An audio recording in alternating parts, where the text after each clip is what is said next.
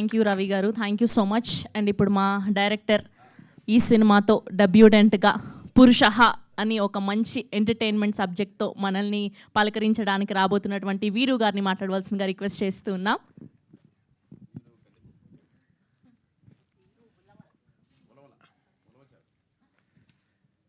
ఇక్కడికి విచ్చేసిన మీడియా మిత్రులందరికీ నా నమస్కారం అండి. నమస్కారం. శిరస్సు వంచి నా నమస్కారం చెప్తున్నాను. ఎందుకంటే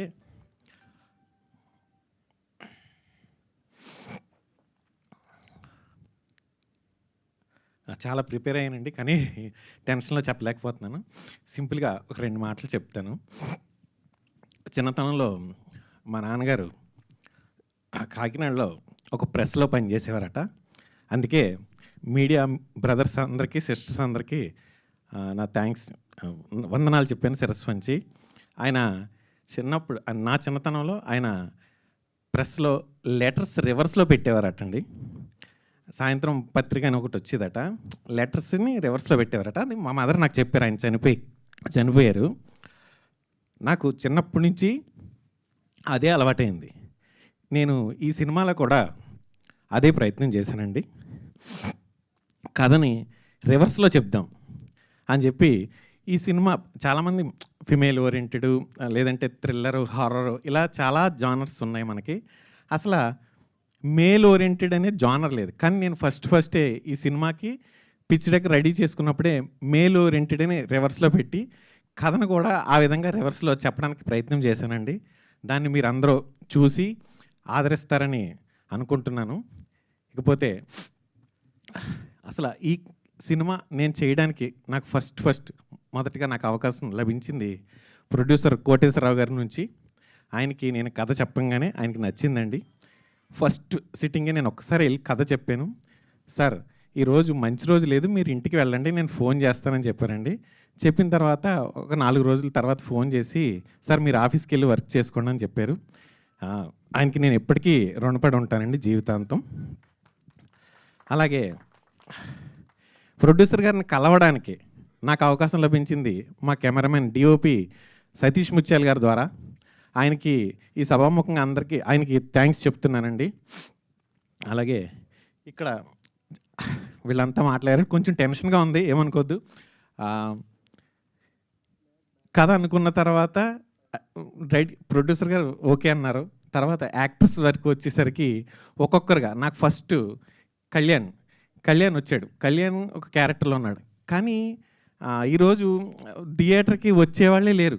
దీన్ని ఎలా అయినా సరే ప్రతి చిన్న విషయాల్లో కూడా చాలా జాగ్రత్తలు తీసుకోవాలని, ఏ ఒక్క క్యారెక్టర్ కూడా కరెక్ట్గా నేను అనుకున్నట్టుగా ఎవరైతే సూట్ అవుతారో వాళ్ళతోటే వెళ్దామని అలా పట్టుకుని ఒక్కొక్కరిని ఒప్పించుకుంటూ కథ చెప్పి సప్తగిరి అన్నకి కథ చెప్పంగానే, తమ్ముడు పర్ఫెక్ట్ మీటర్లో ఉంది, నువ్వు చెయ్యి, కాకపోతే నువ్వు చెప్తున్నది ఏదైతే క్యారెక్టరైజేషన్ ఉందో దాన్ని నువ్వేం చెప్తే దాంట్లోనే వెళ్దాం, ఎందుకంటే నువ్వు చెప్తున్నది నేను చేసేది కొంచెం డిఫరెంట్ ఉంది, కానీ దీంట్లోనే వెళ్దాం అని చెప్పి నాకు సపోర్ట్ చేసినందుకు సప్తగిరి అన్నకి థ్యాంక్స్ చెప్తున్నానండి. అలాగే కసిరెడ్డి రాజ్ కుమార్ గారు, ఆయన ఈ సినిమాలో ఆయన క్యారెక్టర్ వరకు వచ్చేసరికి చాలా టిపికల్గా ఉంటుందండి. ఎందుకంటే ఆయన ప్రతిదీ కూడా జంప్ చేసి మాట్లాడతారు. మీరు టీజర్ చూసారు కదా, ఏ లెటర్ని పూర్తిగా ఒక 2-3 పదాలు ఉంటే 2-3 పదాలను కూడా కంటిన్యూగా చెప్పరు, జంప్ చేసి మాట్లాడతారు. మీరు అతను మాట్లాడే డైలాగ్స్ని అయితే మాత్రం మీ అందరికీ నచ్చి ఫుల్గా మీరు ఎంటర్టైన్ అవుతారని నేను అనుకుంటున్నాను. థ్యాంక్ యూ రాజు గారు. కళ్యాణ్, నువ్వు ఫస్ట్ టైం ఈ సినిమాలో కళ్యాణ్ చేసినప్పుడు మీరు చూసినప్పుడు అసలు ఇది స్టార్టింగ్ మొదటి ఫిల్మ్ అని మాత్రం ఎక్కడా రాకుండా చాలా జాగ్రత్తలు తీసుకుని చేసుకుంటే వెళ్ళాను. కానీ ఒక డైరెక్టర్ ఇలా అనుకుంటే అది అయిపోదండి. దానికి యాక్టర్స్ సపోర్ట్ చేసినప్పుడు మాత్రమే అది ఫుల్ఫిల్ అవుతుంది. అంటే డ్రీమ్ పడుకుని కలగనటం. నేను బేసిక్గా నేను ఫైన్ ఆర్ట్స్ చేశానండి, BFA చేశాను. మళ్ళీ రావా అనే సినిమా చేశాను. మళ్ళీ రావా తర్వాత జెర్సీ అనే సినిమా గౌతమ్ తిన్నూరి గారితో ఒక 2 సినిమాలకు పనిచేశాను. ఆ సినిమాలు చేసినప్పుడు ఆ సినిమాలకి నేను స్టోరీ బోర్డ్ కూడా వేయడం జరిగింది. ఆ తర్వాత మసూద్ అనే ఫిల్మ్కి డైరెక్టర్గా పనిచేశానండి. ఈ 3 ఫిలిమ్స్కి నేను ఏదైతే స్టోరీ బోర్డ్ వేసి అనుకున్నానో దాన్ని నేను అనుకున్న దాన్ని యాజ్ ఇట్ ఈస్గా తీయడానికి యాక్టర్స్ సపోర్ట్ ఉంటేనే అది కుదురుతుంది. కళ్యాణ్ అయితే మాత్రం ఖచ్చితంగా నేను అనుకున్న దానికంటే బాగా చేసాడని నేను సభాముఖంగా చెప్తున్నానండి. Thank you Kalyan. ఇకపోతే మీరు అంటున్నారు కదా పురుష అని టైటిల్ పెట్టి ఫీమేల్ ఈ ముగ్గురు అమ్మాయిలు చూడండి 3 రోజెస్ లాగా ముగ్గురు కూడా సేమ్ ఆ విధంగానే తయారై వచ్చారు. ఒక్కొక్కరిని కథకి ఒప్పించి వాళ్ళు లేదండి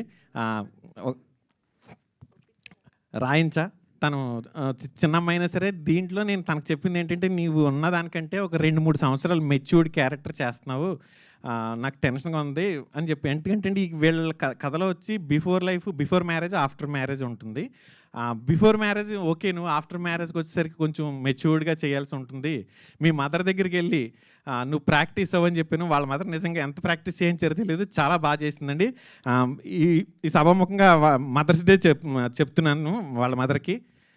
అండ్ తర్వాత వచ్చేసరికి హాసిని వచ్చిన తర్వాత నువ్వు ఎలా ఉంటావో, నీ రియల్ లైఫ్లో ఎలా ఉంటావో అలాగే ఉండు హాసిని అని చెప్పానండి.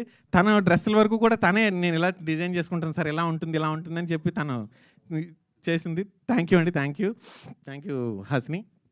ఇకపోతే విషిక ఈ సినిమాలో సెలెక్ట్ చేసినప్పుడు ఫస్ట్ రాగానే ఒక వాల్ చూపించి ఈ హైట్ వరకు నువ్వు కాలు ఎత్తగలవా విషిక అని అడిగాను. సార్ ట్రై చేస్తాను సార్ అంది. అన్న తర్వాత ఒక 1/2 feet వరకు తక్కువ వరకు ఉంది, ప్రాక్టీస్ చెయ్యి నువ్వు అంటే సరే సార్ నేను వెళ్ళి ప్రాక్టీస్ చేస్తానంది. ఫైనల్గా విషిక ఫుల్ యాక్షన్ సీన్స్ ఉంటాయండి ఇందులో, కంప్లీట్ ఫైట్స్ ఉంటాయి తనవి. నిజంగానే నేను ఫస్ట్ అడగడం ఎక్కడ ఉంటావు విషిక అని అడిగానండి. నేను ఎక్కడ పడితే అక్కడ ఉంటాను సార్ అన్నది. ఈ ఒక్క డైలాగ్ చాలు నువ్వు ఈ సినిమాలో ఉన్నావు. ఎందుకంటే అండి సార్ సినిమా మొదలైనప్పుడు ఒకరికి ఇద్దరికి పరిచయం జస్ట్ నార్మల్గా హలో పరిచయం అవుతుంది. కానీ సినిమా పూర్తయినా కూడా ఒకళ్ళ మధ్యలో ఒకరికి ప్రాబ్లమ్స్ లేకుండా అందరూ ఒక ఫ్యామిలీలో ఉన్నప్పుడే ఆ సినిమాలో వాళ్ళందరి కెమిస్ట్రీ బాగా వర్కౌట్ అయిందని తెలుస్తుంది. మేమందరం నిజంగానే ఒక ఫ్యామిలీలో అయ్యామని చెప్పేసి నేను అనుకుంటున్నాను. మాట్లాడండి అన్న. థ్యాంక్ యూ అండి. చిన్న సినిమా అయినా మీరందరూ ఇక్కడికి పెద్ద వాళ్ళందరూ ఇక్కడికి వచ్చినందుకు చాలా థ్యాంక్ యూ చెప్తున్నాను సార్. నిజంగా మీరు సార్ ఒక సినిమా థియేటర్కి వచ్చి జనం చూడాలంటే మీరు ఆదరించాలి సార్. మీరు ఆదరిస్తేనే సినిమా బయటకు వస్తుంది. ఎందుకంటే అండి ఈ సినిమాని జెన్యూన్గా మీరు ఒకసారి చూసి మీకు నచ్చితే మీకు నచ్చిన ఏదైతే మీరు దీని నుంచి అంటే ఇప్పుడు ప్రజెంట్ లైఫ్లో ప్రతి ఒక్కళ్ళు కూడా ఉదయం లేచిన దగ్గర నుంచి సాయంత్రం వరకు టెన్షన్ జీవితంలోనే ఉంటున్నారు. అయితే సినిమా నుంచి ఒకసారి సినిమా చూసి బయటికి వెళ్ళిపోయిన తర్వాత ఈ 2 గంటలు మాకు వేస్ట్ అవ్వలేదు, మేము హాయిగా నవ్వుకున్నాము అని అనిపించాలన్నట్టు నేను ట్రై చేశాను సార్. మీకు కూడా అదే విధంగా ఈ 2 గంటలు నాకు వేస్ట్ అవ్వలేదని అనిపిస్తుంది సార్. మీరు అందరూ సినిమాని ఆదరిస్తారని కోరుకుంటున్నానండి. మళ్ళీ ఒకసారి మీ అందరికీ శిరస్సు వంచి నమస్కారం చేస్తున్నాను. థ్యాంక్స్ అండి. థ్యాంక్ యూ వీరు గారు, thank you so much. All the very best మీకు.